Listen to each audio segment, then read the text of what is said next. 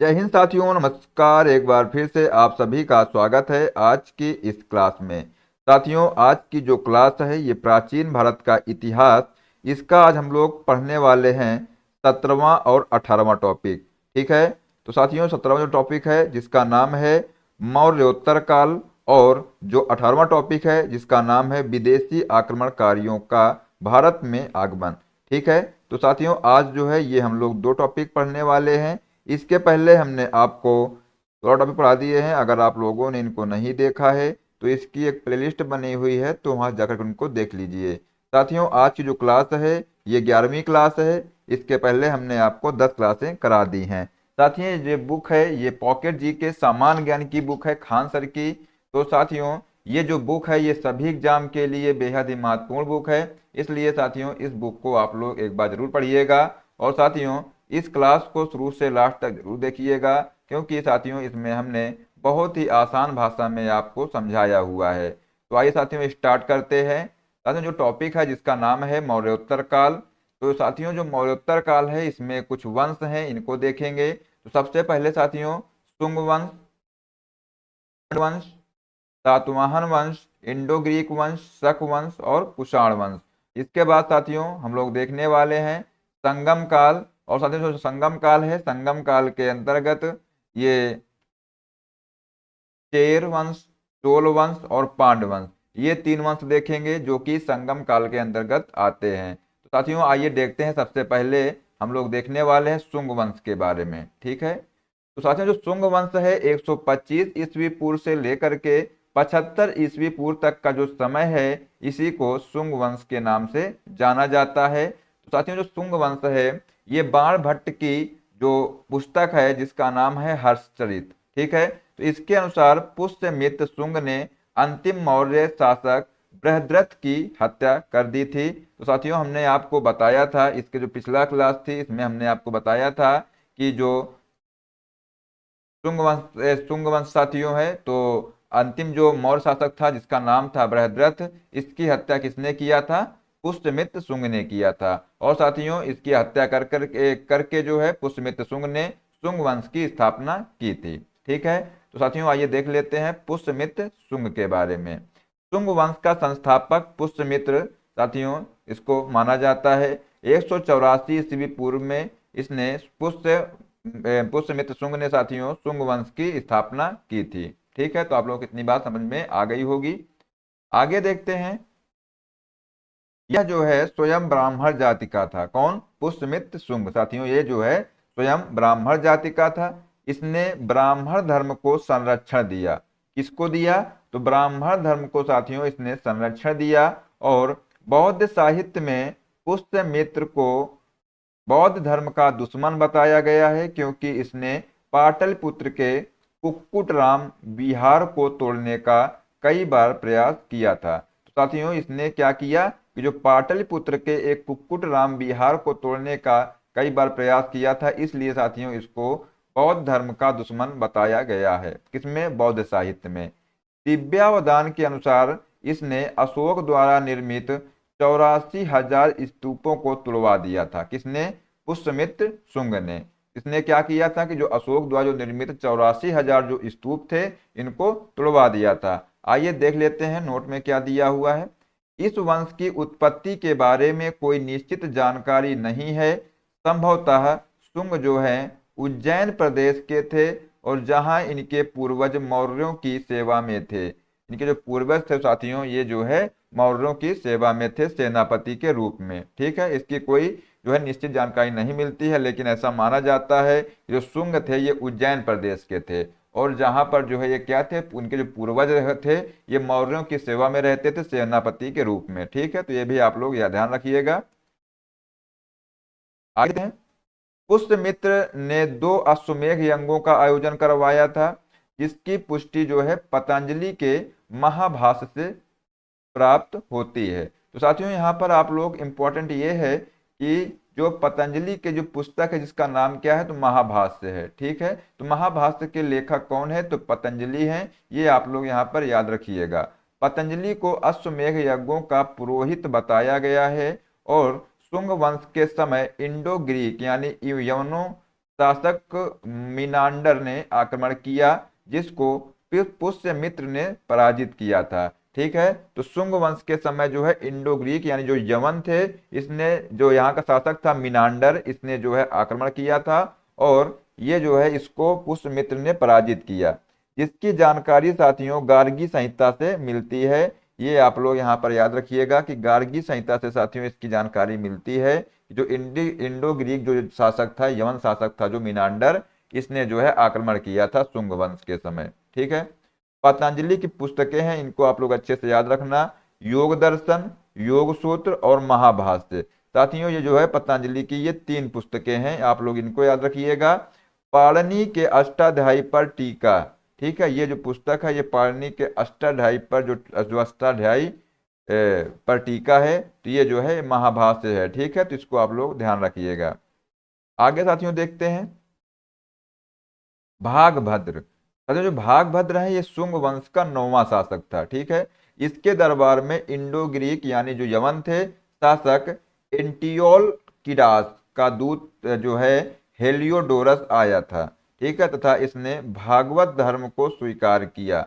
तो यहाँ पर याद रखिएगा दोस्तों, ये शुंग वंश का जो 9वां शासक कौन था, तो भागभद्र था और इसके दरबार में इंडो ग्रीक शासक एंटियोलकिडास का दूत जो था हेलियोडोरस ये आया था तथा इसने भागवत धर्म स्वीकार किया था। ठीक है, हेलियोडोरस ने विदिशा के बेस नगर में गरुड़ स्तंभ स्थापित किया था। ये पॉइंट यहाँ पर साथियों इंपॉर्टेंट है, इसको आप लोग याद रखिएगा कि जो हेलियोडोरस था इसने जो है विदिशा के बेस नगर में गरुड़ स्तंभ स्थापित करवाया था।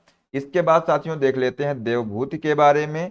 जो अगला शासक था देवभूति, शुंग वंश का साथियों अंतिम शासक था। ठीक है, तो साथियों जो शुंग वंश है इसमें 3 शासक जो महत्वपूर्ण है जो आप लोग याद रखिएगा। पहला है पुष्यमित्र शुंग जो संस्थापक था शुंग वंश का। दूसरा है जो 9वां शासक था भागभद्र, और आप लोग याद रखिएगा यहाँ पर अंतिम शासक जिसका नाम था देवभूति। इस समय शुंग वंश की राजधानी विदिशा थी। क्या थी? जिस समय देवभूति शासक था उस समय जो है शुंग वंश की राजधानी क्या थी? विदिशा थी। सांची स्तूप का विस्तार भी इनके समय में हुआ था। साथियों जो सांची स्तूप है इसका विस्तार जो है इसी के समय हुआ था। किसके समय में? देवभूति के समय में। ठीक है, आगे बात कर लेते हैं। इसकी हत्या 73 ईस्वी पूर्व में वासुमित्र कंडो यानी कि वासुदेव ने कर दी थी। किसकी हत्या? तो ये आपने यहाँ पर देखा कि जो ये देवभूति थे साथियों, इनकी हत्या जो है किसने किया था? देवभूति की हत्या जो है वासुमित्र कंडो यानी वासुदेव ने कर दी थी। कब किया था? 73 ईस्वी पूर्व में किया था। यहाँ पर देखिएगा कुछ महत्वपूर्ण पॉइंट है कि जो कंड वंश के संस्थापक साथियों किसको माना जाता है? वासुदेव को जो है कंड वंश का संस्थापक माना जाता है। ठीक है, तो यहाँ से आप लोग इसको याद रखिएगा। कंड वंश का साथियों अगर अंतिम शासक की बात की जाए तो जो कंड वंश का अंतिम शासक था सुशर्मा। ठीक है, तो जितने पॉइंट है ये सारे पॉइंट इंपॉर्टेंट पॉइंट हैं। बाकी जो है जो शासक थे वो ज़्यादा इतने इंपॉर्टेंट नहीं थे, इसलिए उनकी चर्चा यहाँ पर नहीं की गई है। इसके साथियों आगे देखते हैं सातवाहन वंश के बारे में। साथियों जो सातवाहन वंश है, सातवाहन वंश की स्थापना सिमुक ने 30 ईस्वी पूर्व में की थी। कब की थी? तो साथियों जो सातवाहन वंश है इसकी स्थापना सिमुक ने 30 ईस्वी पूर्व में की थी और सिमुक ने कंड वंश के अंतिम शासक सुशर्मा की हत्या कर सातवाहन वंश की स्थापना की थी। आपने यहाँ पर देखा कि जो कंड वंश का अंतिम शासक कौन था? सुशर्मा था। ठीक है, तो सिमुक ने साथियों कंड वंश के अंतिम शासक सुशर्मा की हत्या करके सातवाहन वंश की स्थापना किया था। ये आप लोग याद रखिएगा यहाँ से। ठीक है, आगे बात कर लेते हैं।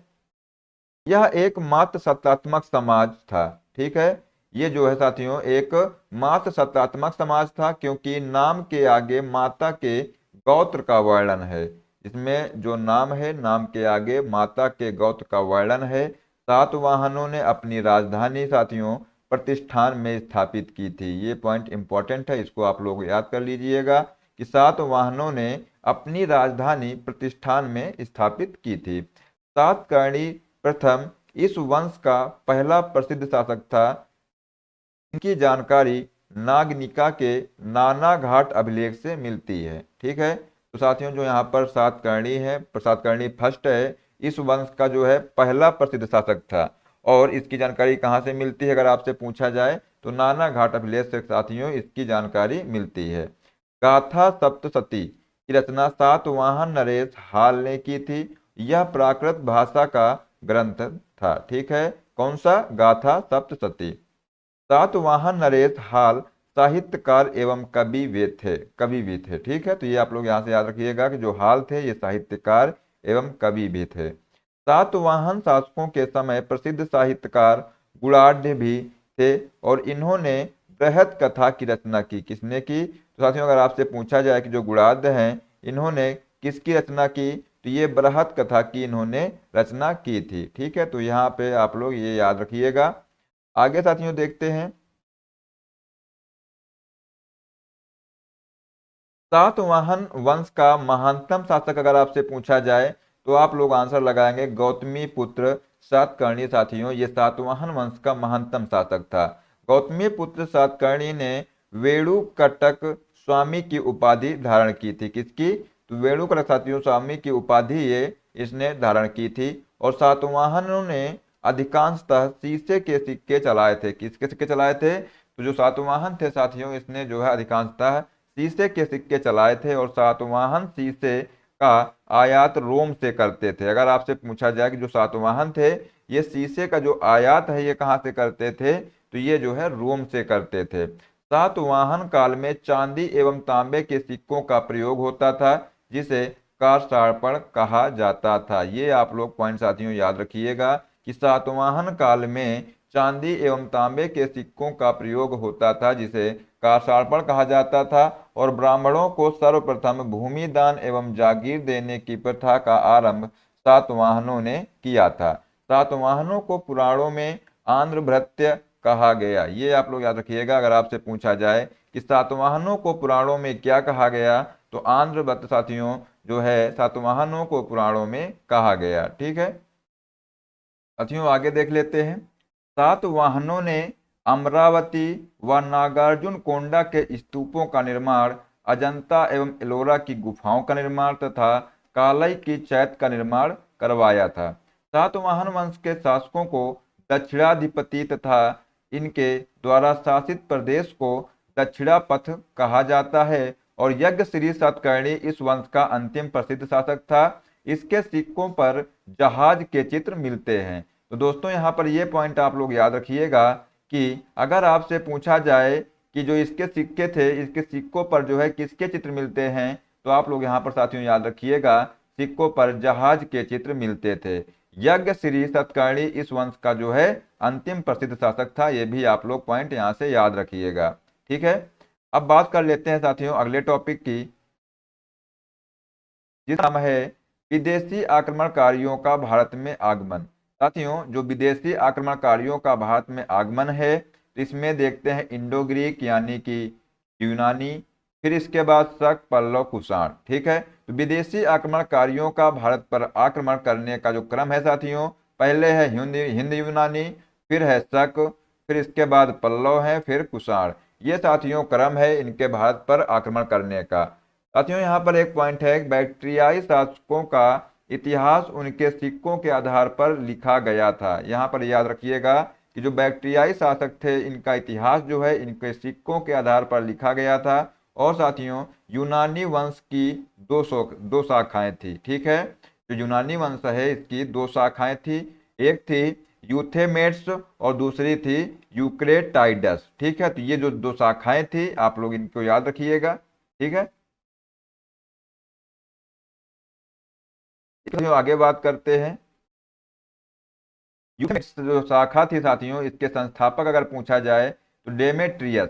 जो यूथेमेट्स शाखा थी इसके संस्थापक डेमेट्रियस थे और यह प्राचीन शाखा है। इसकी राजधानी साथियों साथियों जो है साकल का सियालकोट थी। क्या थी? तो इसकी जो राजधानी थी ये साकल का सियालकोट इसकी राजधानी थी। डेमेट्रियस ने अपने पिता की स्मृति में यूथिडेमिया नामक नगर बसाया था। क्या है? जो नगर था साथियों उसका नाम था यूथिडेमिया। ये किसने बसाया था? तो डेमेट्रियस ने अपने पिता की स्मृति में यानी पिता की याद में यूथिडेमिया नामक नगर बसाया था। और साथियों यहाँ पर याद रखिएगा कि जो मिलिंद पन्हो नामक ग्रंथ है ये किसका है? तो मिनांडर का है। ठीक है, तो ये आप लोग यहाँ से याद कर लीजिएगा, इसको इम्पोर्टेंट कर लीजिए कि जो मिलिंद पन्हो नामक ग्रंथ है ये मिनांडर एवं बौद्ध भिक्षु नागसेन के बीच वार्तालाप का संकलन साथियों इसमें मिलता है। ठीक है, तो आपसे ये पूछा जाएगा कि बताइए जो मिलिंद पन्हो नामक ग्रंथ के लेखक कौन है, तो आप लोग यहाँ पर आंसर बता सकते हैं मिनांडर हैं। ठीक है, अगला साथियों यहाँ पर पॉइंट दिया हुआ है कि यूक्रेटाइडस।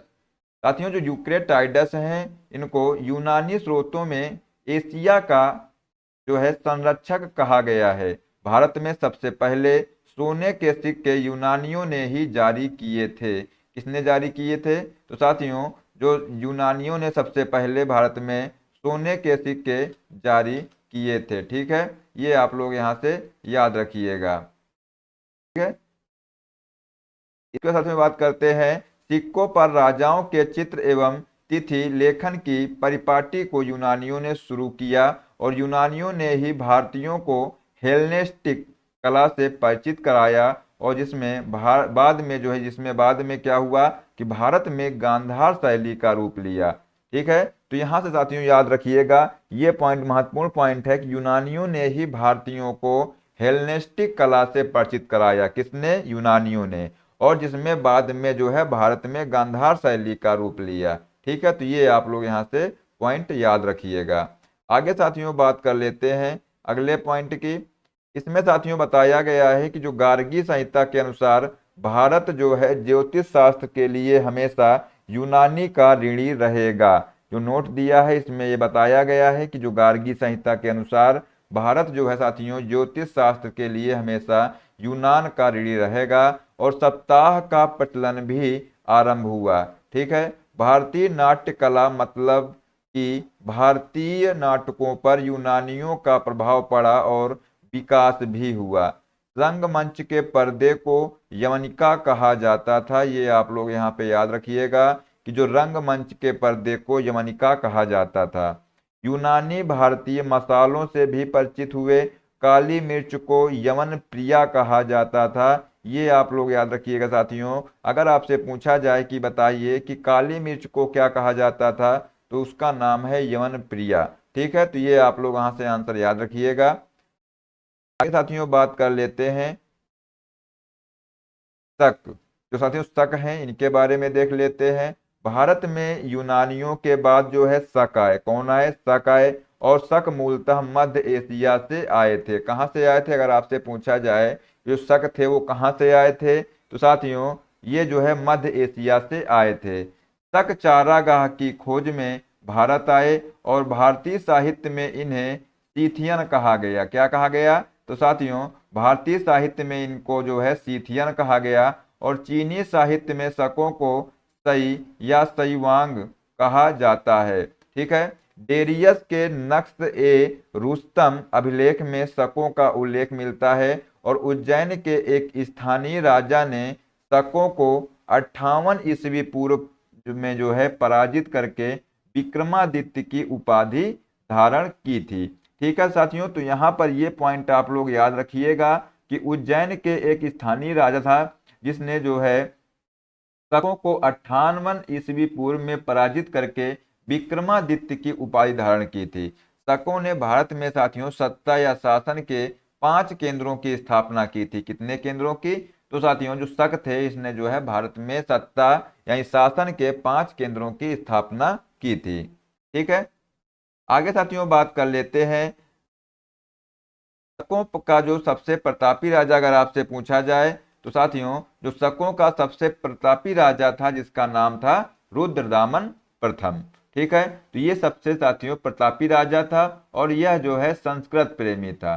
तो दोस्तों जो है आप लोग याद रखिएगा कि जो रुद्रदामन प्रथम है ये संस्कृत प्रेमी था। चांदी के सिक्के शक शासकों की विशेषता है। क्या है? तो साथियों जो चांदी के सिक्के हैं ये शक शासकों की विशेषता है और शकों पर विजय के उपलक्ष्य में 57 ईस्वी पूर्व से एक नया संवत जिसका नाम है विक्रम संवत के नाम से प्रारंभ हुआ। इसके बाद जो है रुद्रदामन का जूनागढ़ अभिलेख संस्कृत भाषा का पहला बड़ा अभिलेख है। ये आप लोग यहाँ से याद रखिएगा कि जो रुद्रदामन का जूनागढ़ अभिलेख है ये संस्कृत भाषा का पहला बड़ा अभिलेख है। ये पॉइंट साथियों आप लोग नोट कर लीजिए। ठीक है, ये इंपॉर्टेंट पॉइंट है, यहाँ पर आप लोग इसको नोट कर लीजिए। भारत में पहला पल्लव शासक जो है माउस जो है 90 ईस्वी पूर्व से 70 ईस्वी पूर्व था। पल्लवों का मूल स्थान अगर आपसे पूछा जाए तो ईरान में था। कहां पर था? तो साथियों जो पल्लव थे इनका जो मूल स्थान था ये कहां पर था? तो ये जो है ईरान में था। तो ये भी आप लोग यहां पर याद रखिएगा। ठीक है, आगे साथियों बात करते हैं। अगला जो पॉइंट है जिसका नाम है कुषाण। ठीक है, तो कुषाण के बारे में साथियों हम लोग देख लेते हैं। यहाँ पर जो कुषाण वंश है इसमें साथियों बताया गया है कि भारत में कुषाण वंश की स्थापना जो है कुजुल कडाफिसेस ने 15 ईस्वी में की थी। ये आप लोग यहाँ पर इंपॉर्टेंट पॉइंट है, इसको याद कर लीजिए।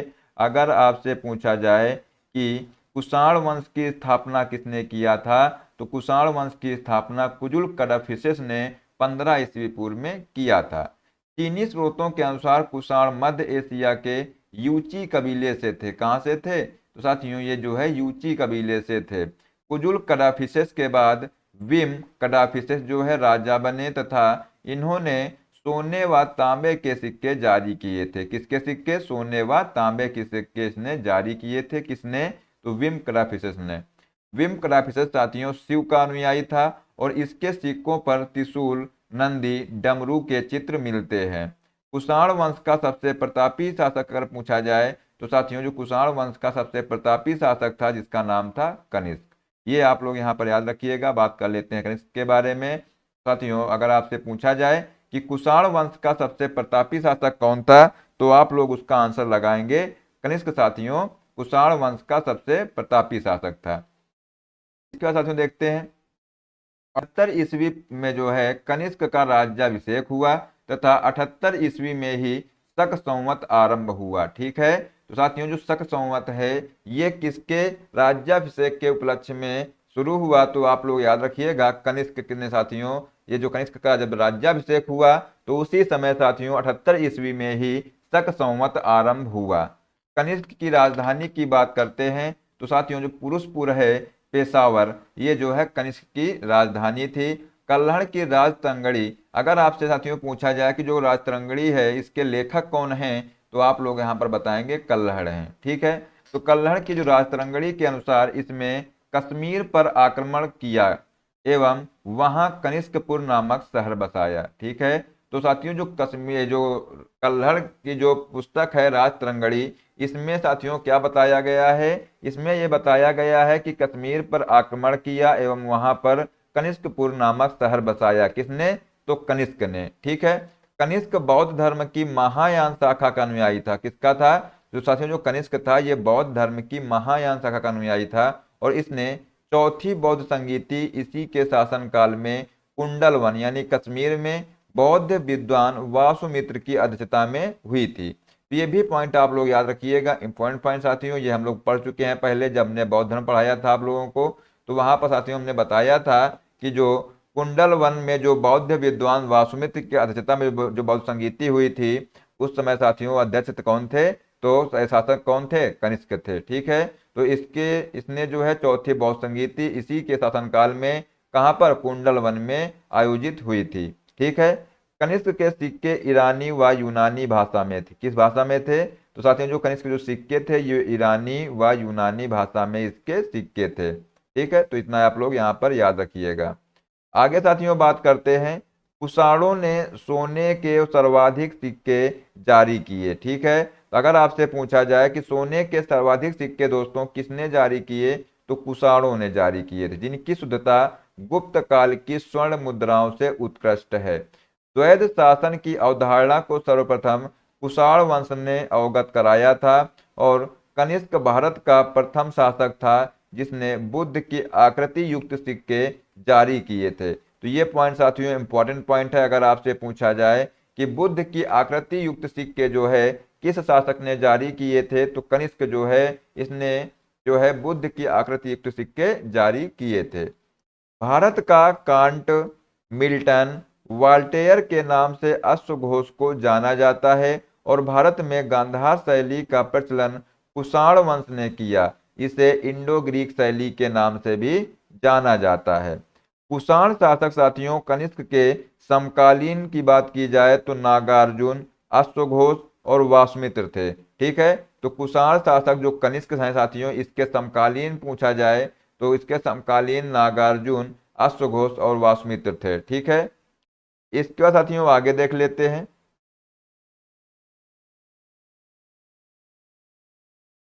नागार्जुन ने माध्यनिक सूत्र ग्रंथ लिखा। क्या लिखा साथियों? जो नागार्जुन थे इसने माध्यनिक सूत्र ग्रंथ लिखा तथा नागार्जुन एक दार्शनिक भी थे। क्या थे? जो नागार्जुन थे ये एक दार्शनिक भी थे और शून्यवाद का प्रतिपादक था। ये आप लोग यहाँ पर साथियों नोट कर लीजिएगा कि अगर आपसे पूछा जाए कि शून्यवाद का प्रतिपादक कौन था तो आप लोग आंसर लगाइएगा नागार्जुन। ठीक है, नागार्जुन को भारत का आइंस्टीन कहा जाता है। ठीक है, क्या कहा जाता है? भारत का आइंस्टीन साथियों नागार्जुन को कहा जाता है। कनिष्क का राजवैद्य चरक था।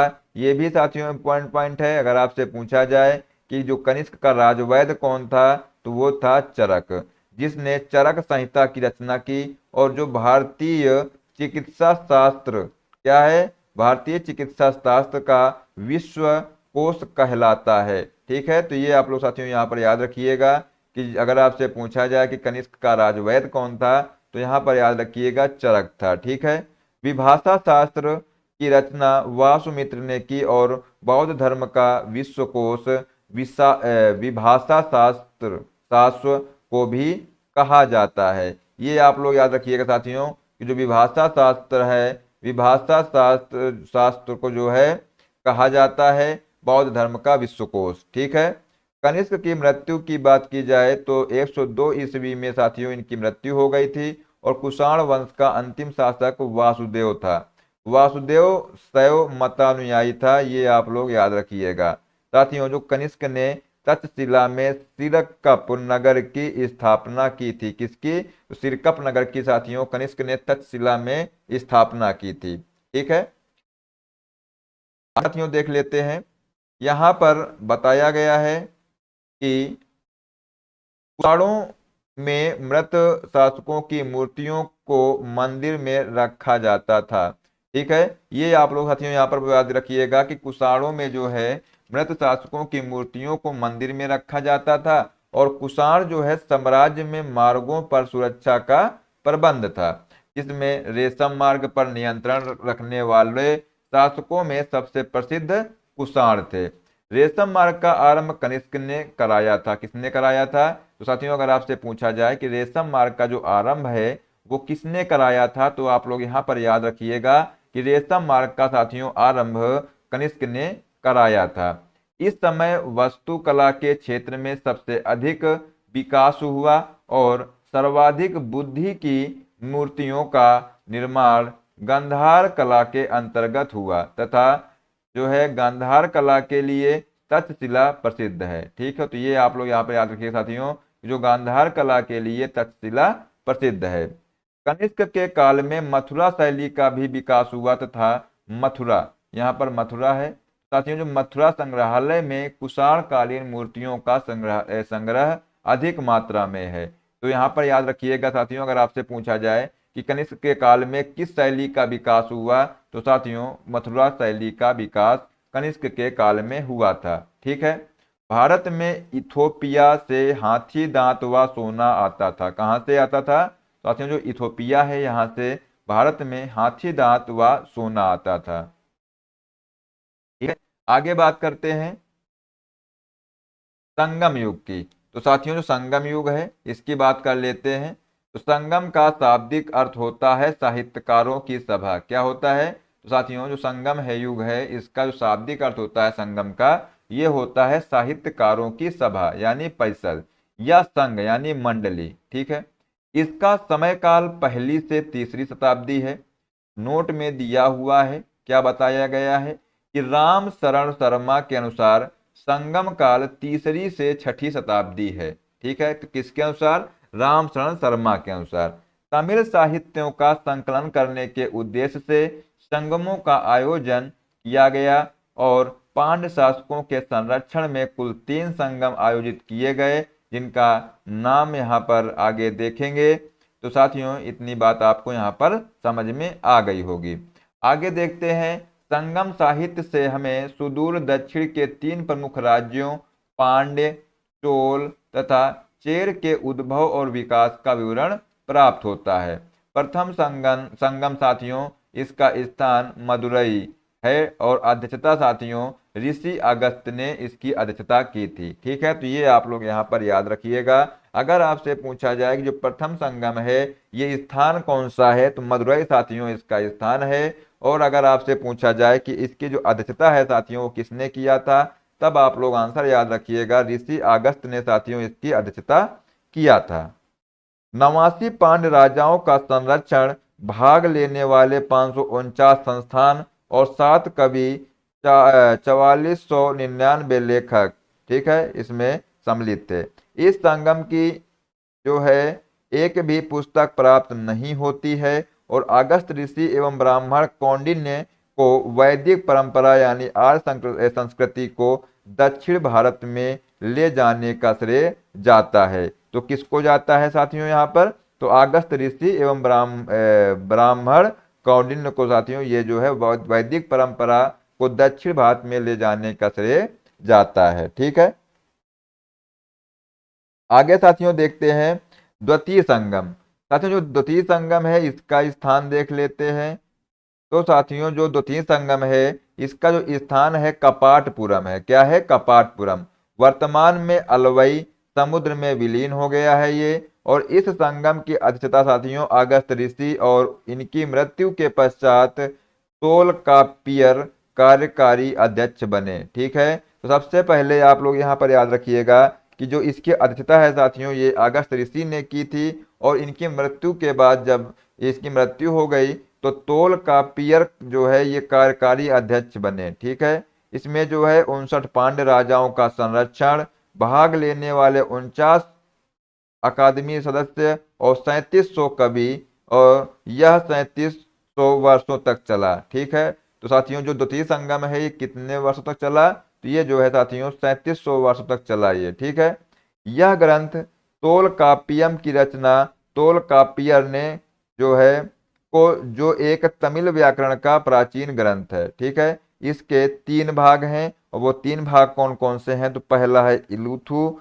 वर्ण विचार, सोल वाक्य विचार और पारुल साथियों वस्तु। तो ये साथियों इसके 3 भाग हैं। ठीक है, आगे साथियों देख लेते हैं तृतीय संगम के बारे में। तो साथियों जो तृतीय संगम है ये जो है उत्तरी मदुरई में है इसका स्थान जो है, और इसकी अध्यक्षता साथियों नक्कीरर ने की थी। किसने किया था, तो साथियों जो तृतीय संगम है इसकी अध्यक्षता नक्कीरर ने किया था। इसमें 49 पांड्य राजा, 49 संस्थान और 449 कवि थे। 1850 ईस्वी पूर्व 1850 ईस्वी वर्ष तक ये चला तृतीय संगम। ठीक है, और इस संगम की पुस्तकें साथियों इनका नाम है वरी, वेरिसई, पदी पदी तुपुत और परिपादल। ये जो है साथियों इसकी पुस्तकें थी। ठीक है, तो इस संगम की जो पुस्तकें थी वरी थी, वेरिसई थी और पदी तुपुत थी और परिपादल आदि इसकी पुस्तकें थी। तृतीय संगम में जैन, बौद्ध, हिंदू तीनों संप्रदायों के लोगों ने इसमें भाग लिया था। ये आप लोग यहाँ पर याद रखिएगा। आइए साथियों देख लेते हैं लेखक और उनकी पुस्तकें क्या हैं। तो सबसे पहले देखते हैं इलंगो अडिगल। साथियों जो इलंगो अडिगल हैं इनकी जो पुस्तक है जिसका नाम है शिल्पाधिकारम, ये आप लोग साथियों याद रखिएगा। इनकी पुस्तक के नाम इंपॉर्टेंट हैं साथियों, यहाँ से जो है एग्जाम में अधिकतर क्वेश्चन पूछे जाते हैं।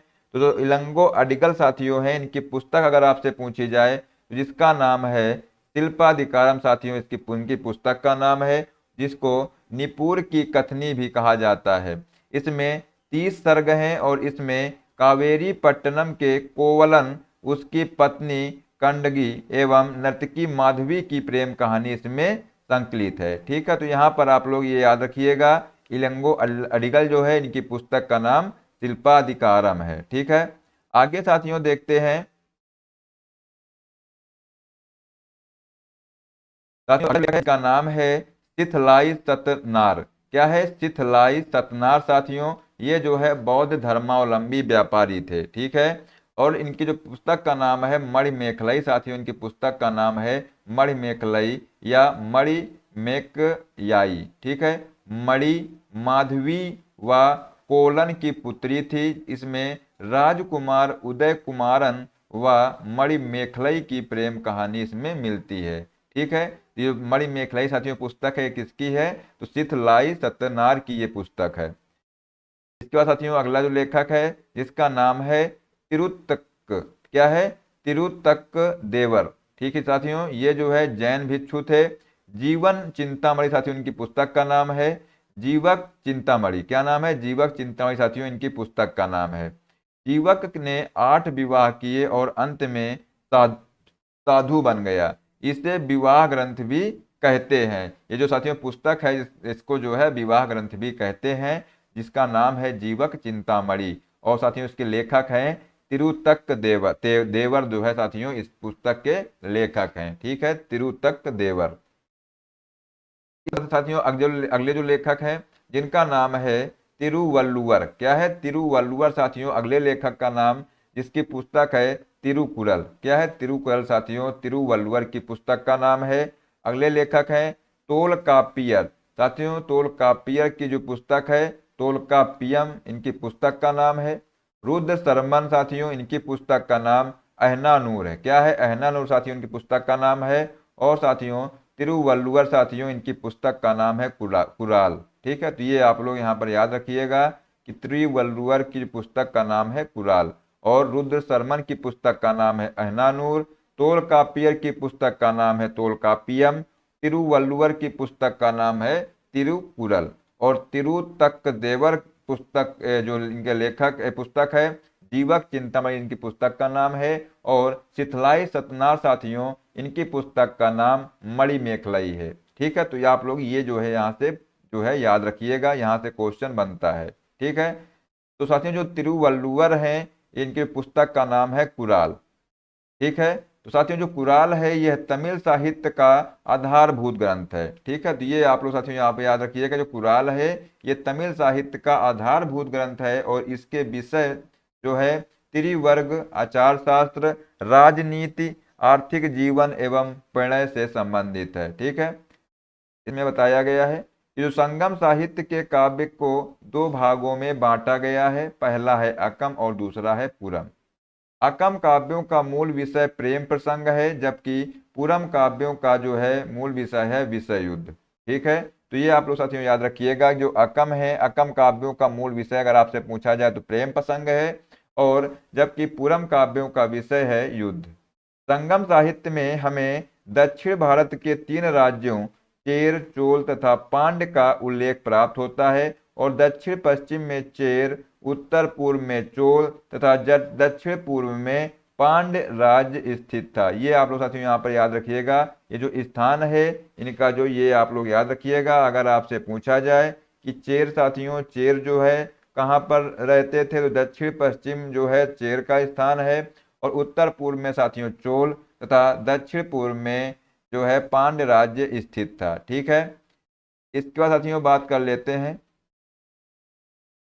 आगे। साथियों में बताया गया है कि चेर राजवंश का प्रतीक अगर आपसे पूछा जाए तो धनुष साथियों चेर राजवंश का प्रतीक था, और इसने एक बड़ी पाकशाला का निर्माण करवाया तथा महाभारत के युद्ध में भाग लेने वाले योद्धाओं को भोज करवाया। किसने? तो साथियों जो चेर राजवंश का जो प्रतीक था धनुष था। ठीक है, ये आप लोग यहाँ पर याद रखिएगा।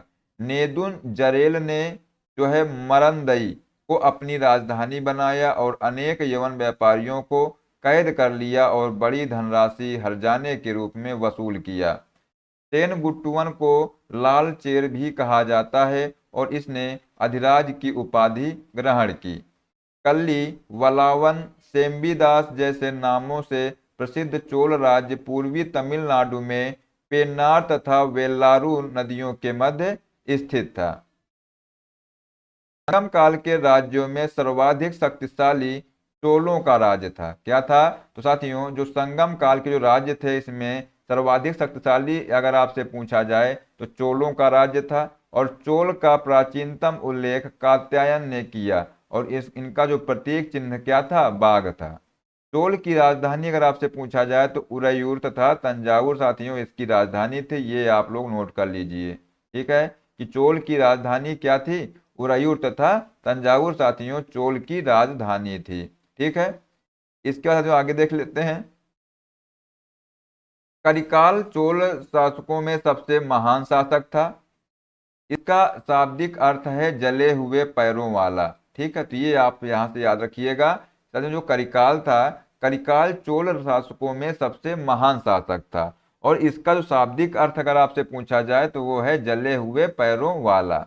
इसने चोलों की तटीय राजधानी आधुनिक कावेरी पट्टनम यानी पुहार की स्थापना की तथा कावेरी नदी के किनारे 160 किलोमीटर लंबा बांध बनवाया। कहां पर साथियों, जो चोलों की तटीय राजधानी क्या थी, यानी आधुनिक राजधानी साथी क्या थी, कावेरी पट्टनम। ये साथियों चोलों की तटीय राजधानी थी, और इसकी स्थापना की तथा कावेरी नदी के किनारे 160 किलोमीटर लंबा बांध बनवाया।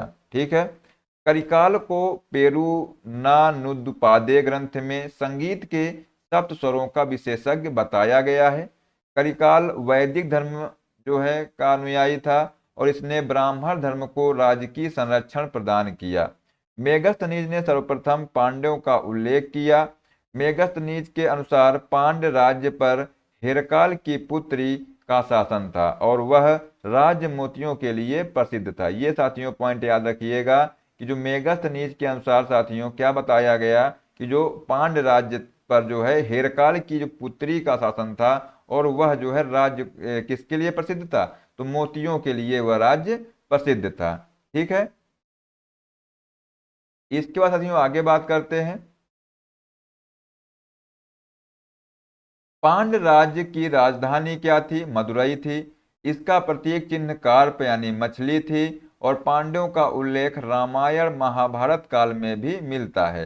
वेगी नदी पांड्यों की जीवन रेखा थी। ये आप लोग याद रखिएगा कि अगर आपसे पूछा जाए कि कौन सी नदी जो है पांड्यों की जीवन रेखा थी, तो वेंगी नदी साथियों पांड्यों की जीवन रेखा थी। संगम काल की प्रमुख फसलें की बात की जाए तो गन्ना, धान और रागी साथियों संगम काल की प्रमुख फसलें थी, और संगम काल में चावल जो है मुख्य खाद्यान्न था। ठीक है, संगम काल की राजधानी में एक राजसभा होती थी जिसे नालवई कहा जाता था, जिसमें प्रजा की कठिनाइयों पर विचार किया जाता था, और राज्यों का सर्वोच्च न्यायालय राजा की सभा मनरम ही होता था। राज्य का जन्मदिन प्रतिवर्ष मनाया जाता था, जिसे पेरुनल कहते थे। ठीक है, सॉरी साथियों, यहाँ पर राजा का जन्मदिन है। ठीक है, तो यहाँ पर साथियों याद रखिएगा कि राजा का सर्वोच्च न्यायालय राजा की सभा मनरम ही होती थी, और राजा का साथियों राजा का जन्मदिन प्रतिवर्ष मनाया जाता था। ठीक है, जिसे पेरुनल कहते थे। ये आप लोग यहाँ पर याद रखिएगा। आगे साथियों देख लेते हैं।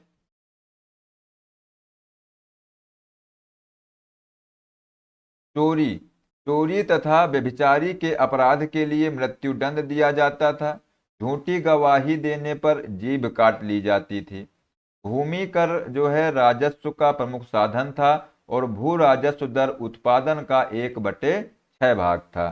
राजस्व से संबंधित जो शब्दावलियां हैं साथियों यहाँ पर ये देख लेते हैं। जो कुछ शब्दावलियां हैं वो क्या हैं, तो सबसे पहले बात की जाए,